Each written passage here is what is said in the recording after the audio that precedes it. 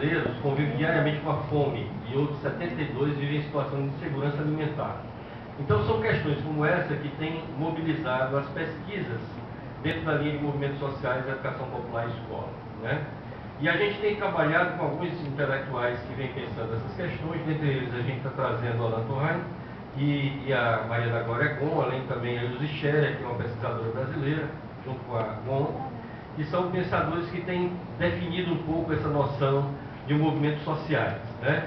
E, por exemplo, aí na ótica do Touraine, movimentos sociais podem ser definidos como ações coletivas associadas à luta por interesses vinculados a organizações sociais, à mudança na esfera social e cultural, pensada sempre num contraponto, né, numa oposição a uma lógica hegemônica que a gente tem na sociedade. Então é sempre muito ligado aos embates sociais, né?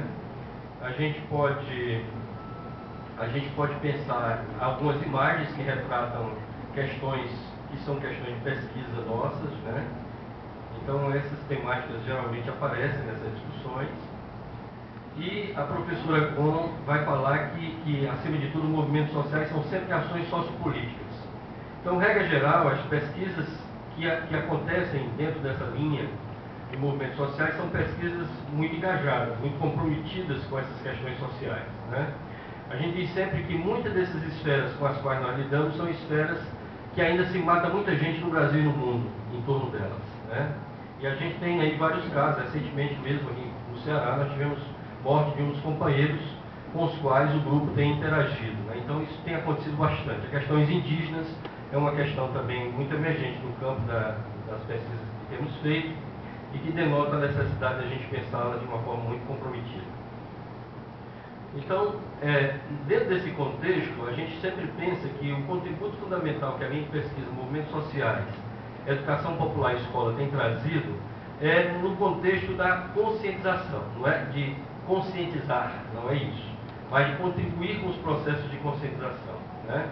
Então, há uma perspectiva de questionamento dos valores hegemônicos, dos valores predominantes na sociedade, e a problematização dessa ordem instituída, compreendendo, portanto, que pelo fato de estar instituída não implica dizer que nós temos que nos quedar ou nos submeter a essa ordem, mas pelo contrário, devemos problematizá-la e verificar em que medida essa ordem faz sentido ou não, e buscar superar as ordens instituídas que não fazem sentido.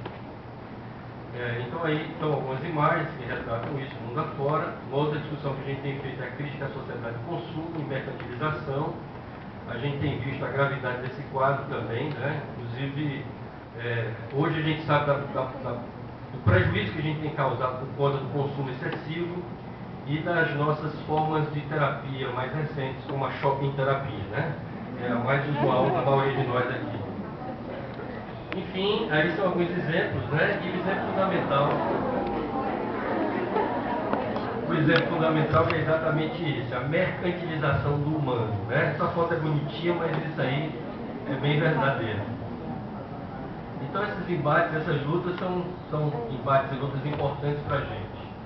O movimento social de educação popular, a escola, enquanto linha de pesquisa, tem estudado diferentes formas de educação que se correlacionam com os movimentos sociais, com destaque para a educação popular, compreendendo seus objetivos, estrutura e funcionamento. Procura analisar as condições sobre as quais operam programas e práticas educativas vivenciadas pela escola na elaboração do saber social e como essa apropriação está sendo feita, né? A nossa principal referência é Paulo Freire. Então, basicamente, todos os pesquisadores da linha têm como uma das referências fundamentais Paulo Freire e toda a discussão que se dá em torno das concepções de opressão e libertação dos oprimidos. Está lendo, Paulo? Aí são os nossos eixos temáticos: sociopoética, cultura e relações étnico-raciais, o eixo educação de jovens e adultos, dinâmicas sociais no campo e na cidade e políticas públicas, educação ambiental, juventude, arte e espiritualidade.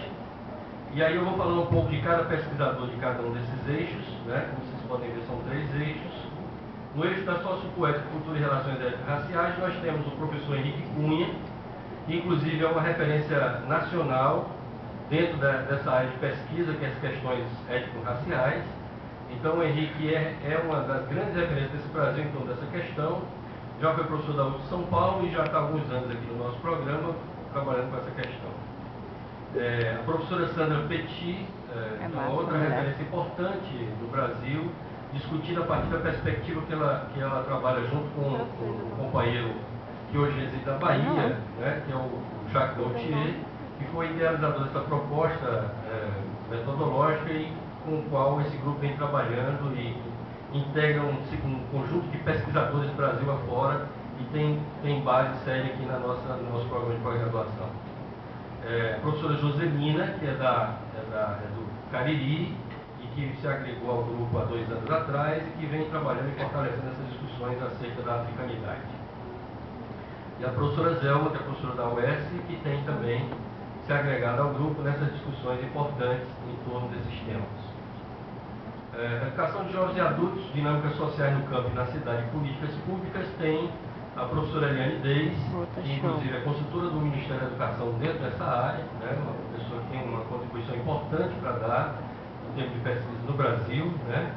O professor Ribamar Furtado, que vem trabalhando junto com a Eliane muitas dessas questões, trabalha com a questão dos quilombolas, da educação de jovens e adultos no campo, a questão da educação do campo, enfim, essa discussão toda. Eles têm um trabalho de extensão muito bom. E a professora Sônia Pereira, que trabalha numa perspectiva mais sociológica, também focando nessas discussões, tem trabalhado bastante com um pesquisador chamado José de Souza Martins, que é uma referência importante nessa área.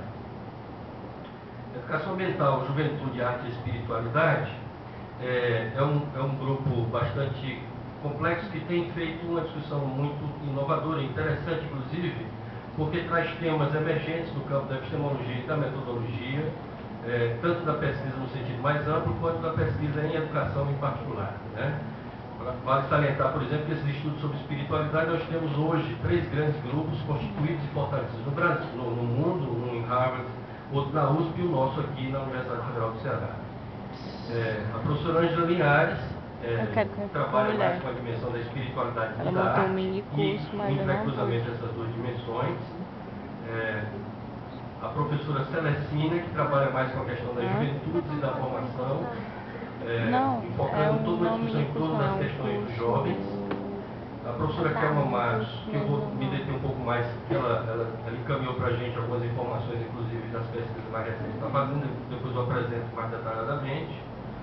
E este que vos fala, que também vou falar um pouco sobre isso, quando vou apresentar o grupo que eu lidero. Na verdade, nós temos 4 grupos de pesquisa dentro do eixo, dentro da linha, desculpem, né? Eu vou falar rapidamente. Esse é o primeiro grupo de pesquisa, é o CEPEP. Os grupos de pesquisa são grupos cadastrados junto ao CNPq que agregam pesquisadores, né, em torno de determinadas temáticas. No caso aqui, esse grupo trabalha com essa questão da cultura, escola e práticas educativas populares.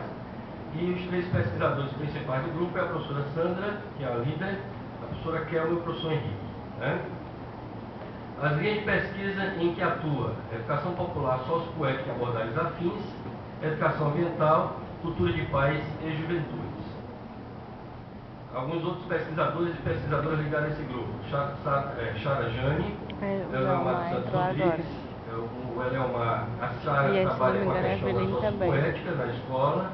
O Eleomar tem trabalhado com a perspectiva da educação ambiental a partir das tradições africanas, né? Ele está mapeando um pouco os contributos, por exemplo, de personagens míticas do candomblé e como esses personagens são incorporados para discutir a questão da educação ambiental. A Eveline Perdigão trabalhou com jovens em situação de restrição de liberdade, pensando como é que esses jovens poderiam incluir a questão da sociopoética como um processo de formação.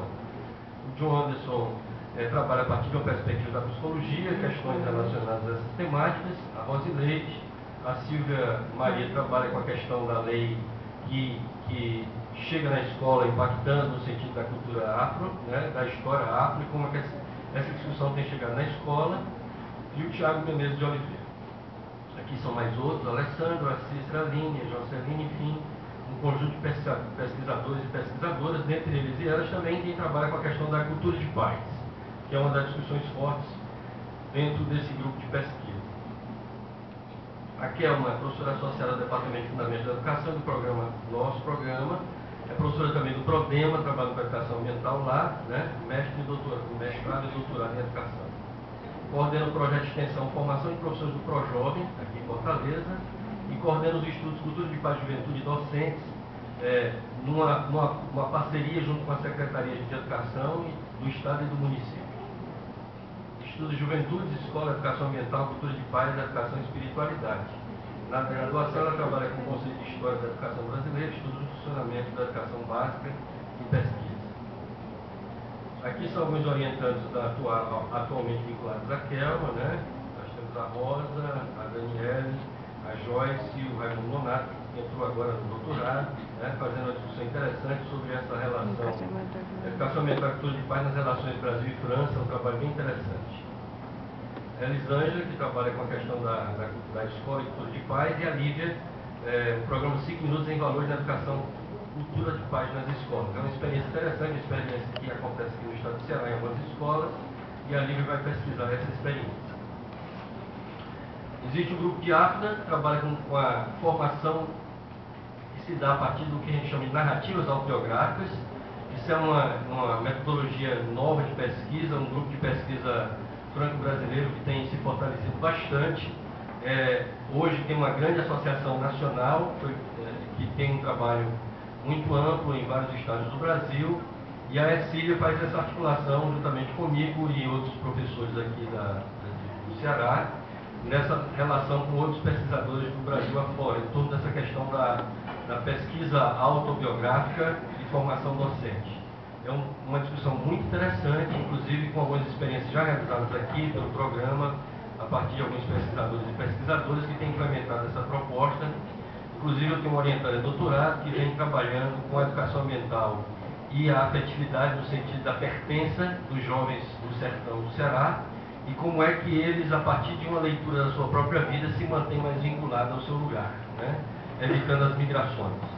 A professora Celestina também tem trabalhado com essa questão da formação, mas particularmente na perspectiva da juventude.